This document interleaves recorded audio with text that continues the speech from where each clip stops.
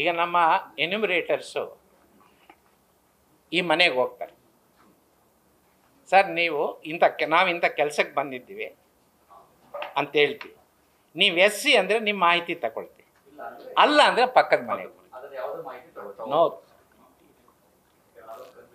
ಯಾಕೆಂದರೆ we decided to go for door to door survey. ಕಳೆದ 25-30 ವರ್ಷಗಳಿಂದ ಹೊಸ ಲೇಔಟ್ಸ್ ಮಾಡಿದ್ದೀವಿ. ಎಲ್ಲ ಗ್ರಾಮಾಂತರ ಪ್ರದೇಶದಲ್ಲೂ ನಾವು site for siteless, house for houseless ಅಂತ ಮಾಡಿದ್ದೀವಿ. ಈ ರೀತಿ ಬೆಳವಣಿಗೆಯಲ್ಲಿ SCs ಆ್ಯಂಡ್ ನಾನ್ SCs ಒಂದು ಕಡೆ ಜೀವನ ಮಾಡುವಂಥ ಪರಿಸ್ಥಿತಿ ರಾಜ್ಯದಲ್ಲಿ ನಿರ್ಮಾಣ. ನಾನು ಅಸ್ಪೃಶ್ಯತೆ ಹೋಗಿದೆ ಅಂತ ಹೇಳ್ತಾ ಇಲ್ಲ, ಬಟ್ ಅಂಥ ಒಂದು ಬೆಳವಣಿಗೆ ಆಗಿದೆ. ಹಾಗಾಗಿ ಅಲ್ಲಿ ಏನು ನಾನ್ SC ಕುಟುಂಬಗಳ ಜೊತೆ SC ಕುಟುಂಬಗಳು ಇರೋ ಕಾರಣ ನಾವು ಇದನ್ನು ಮಾಡ್ತಾ ಇದ್ದೀವಿ.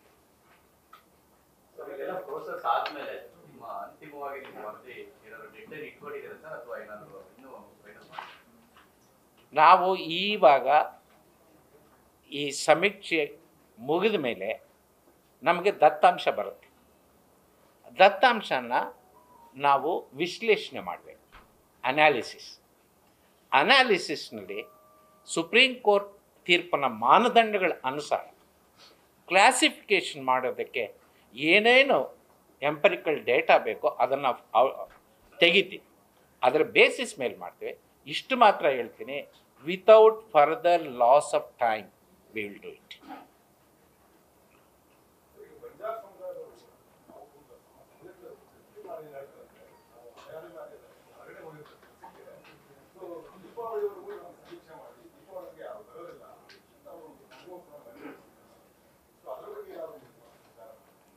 ಇಲ್ಲ, ನಾವು ನಮ್ಮ ಕಮಿಷನರ್ ಡಾಕ್ಟರ್ ರಾಕೇಶ್ ಕುಮಾರ್ ಅವರು ಹೇಳ್ದಂಗೆ ಇವೆಲ್ಲ ಗಮನದಲ್ಲಿಟ್ಟುಕೊಂಡು ನಾವು 3 ಹಂತದ ಸಮೀಕ್ಷೆಗೆ ಅನುವು ಮಾಡಿಕೊಂಡು ಈಗಾಗಲೇ ನಮ್ಮ ಮಾಹಿತಿ ಪ್ರಕಾರ 72% ನಾವು ಪ್ರೋಗ್ರೆಸ್ಸನ್ನು ಅಚೀವ್ ಮಾಡಿದ್ದೀವಿ. ಇದರೆಲ್ಲದರ ಮಧ್ಯೆನೂ ನಮಗೆ ವಿಶ್ವಾಸ ಇತ್ತು ನಮ್ಮ ಡೇಟ್ ಒಳಗಡೆ ನಾವು 90% ತಲುಪಬಹುದು. ಆದರೂ ಸಂಘ ಸಂಸ್ಥೆಗಳಿಂದ, ಈಗ ಉದಾಹರಣೆಗೆ ಲಂಬಾಣಿ, ಬಂಜಾರ, ಅಲೆಮಾರಿಗಳು, ಇಂಥ ಅನೇಕ ಜನರು, ಸಂಘಟನೆಗಳು, ನಾಯಕರು, ಕಾರ್ಯಕರ್ತರು ನಮಗೆ ಪತ್ರ ಬರೆದು ಇನ್ನು ಸ್ವಲ್ಪ ಟೈಮ್ ಎಕ್ಸ್ಟೆಂಡ್ ಮಾಡಿ ಸರ್, ಎಲ್ಲೋ ಹೋಗಿರೋರು ಬರ್ತಾರೆ, ನಿಮ್ಗೆ ಮಾಹಿತಿ ಕೊಡ್ತಾರೆ. ಅದನ್ನೂ ಪರಿಗಣಿಸಿ ನಾವು we have taken this decision. ಇದ್ರ ಜೊತೆಗೆ ನಮ್ಮ DC ನಮಗೆ ಕೆಲವರು ಬರೆದ್ರು, ಕೊಟ್ಟರೆ ಇಲ್ಲದೆ ಇರೋರು ಇಳಿಸಿ. ನಮ್ಮ ಟಾರ್ಗೆಟು 100% ಬೇಕು, ನಾವು ಪ್ರಯತ್ನ ಮಾಡ್ತೀವಿ. ಜಾತಿಯ ಆಧಾರದ ಮೇಲೆ ಕೊಡುವಂಥದ್ದು SCಗಳಿಗೆ. ನಾವು ಇದರಲ್ಲಿ ಎಕನಾಮಿಕ್ ಸ್ಟೇಟಸ್ ಬಗ್ಗೆ ಕೂಡ ಮಾಹಿತಿ ಕಲೆ ಹಾಕ್ತಾ ಇದ್ದೀವಿ. ಇದು ಏನು ಉದ್ದೇಶಕ್ಕಾಗಿ ಅಂತ, ಅಥವಾ ಅದರಲ್ಲಿ ಏನಾದರೂ ಬೇರೆ ಕಾರಣಕ್ಕಾಗಿ ನೀವು ಕಲೆ ಹಾಕ್ತಾ ಇದ್ದೀರಾ? ಇಲ್ಲ, ಭಾಳ ಇಂಪಾರ್ಟೆಂಟ್ ಕ್ವಶನ್ ನೀವು ಕೇಳಿದ್ರಿ. 1/8/2024 Devendra Singh versus state of Punjab ಅನ್ನುವ ಪ್ರಕರಣದಲ್ಲಿ 7 ಜನ ಸರ್ವೋಚ್ಚ ನ್ಯಾಯಾಲಯದ ನ್ಯಾಯಮೂರ್ತಿಗಳ ತೀರ್ಪು ಈ ಒಳ ಮೀಸಲಾತಿ ಬಗ್ಗೆ ಅಂತಿಮ. ಅದರ ಪರಿಣಾಮವಾಗಿ ಇವತ್ತು ದೇಶದ ಎಲ್ಲ ಕಡೆ ಒಳ ಮೀಸಲಾತಿ ಪ್ರಕ್ರಿಯೆ ಪ್ರಾರಂಭ ಆಗಿದೆ. ಸರ್ವೋಚ್ಚ ನ್ಯಾಯಾಲಯದ ತೀರ್ಪಿನ ಅನುಗುಣವಾಗಿ ಅವರು ವೈಜ್ಞಾನಿಕ ವರ್ಗೀಕರಣ ಮಾಡಬೇಕು ಅಂತ. ವೈಜ್ಞಾನಿಕ ವರ್ಗೀಕರಣ ಏನು ಅಂತ ಅವರೇ ಹೇಳ್ತಾರೆ. ಎಜುಕೇಷನಲ್ ಬ್ಯಾಕ್ವರ್ಡ್ನೆಸ್,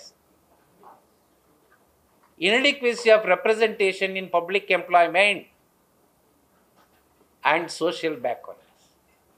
ಈ ಸೋಷಿಯಲ್ ಬ್ಯಾಕ್ವರ್ಡ್ನೆಸ್ ಅಂದರೆ ಏನು? ಇಟ್ ಇನ್ಕ್ಲೂಡ್ಸ್ ಎಕನಾಮಿಕ್ ಬ್ಯಾಕ್ವರ್ಡ್ನೆಸ್ ಅಂತ. ಆದರೆ ಎಕನಾಮಿಕ್ ಬ್ಯಾಕ್ವರ್ಡ್ನೆಸ್ ಒಂದೇ ಆಧಾರ ಇಟ್ಕೊಂಡು ನಾವು ಕ್ಲಾಸಿಫಿಕೇಷನ್ ಮಾಡೋದು, ಎಂಪ್ಲಾಯ್ಮೆಂಟನ್ನು ಒಂದೇ ಇಟ್ಕೊಂಡು ಕ್ಲಾಸಿಫಿಕೇಷನ್ ಮಾಡೋದು, ಎಜುಕೇಷನನ್ನು ಒಂದೇ ಇಟ್ಕೊಂಡು ಮಾಡೋಲ್ಲ, ಅಥವಾ ಪಾಪ್ಯುಲೇಷನನ್ನು ಒಂದೇ ಇಟ್ಕೊಂಡು ಮಾಡೋದು. ಇವೆಲ್ಲ ಸಮಗ್ರವಾಗಿ ನಾವು ಕ್ರೋಢೀಕರಿಸಿ ಅದರ ಆಧಾರದ ಮೇಲೆ ವರ್ಗೀಕರಣ.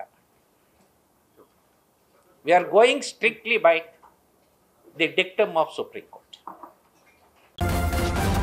ನ್ಯೂಸ್ ಫಸ್ಟ್, ನಿರ್ಭೀತಿಯಿಂದ ನಿಮ್ಮ ಪರವಾಗಿ.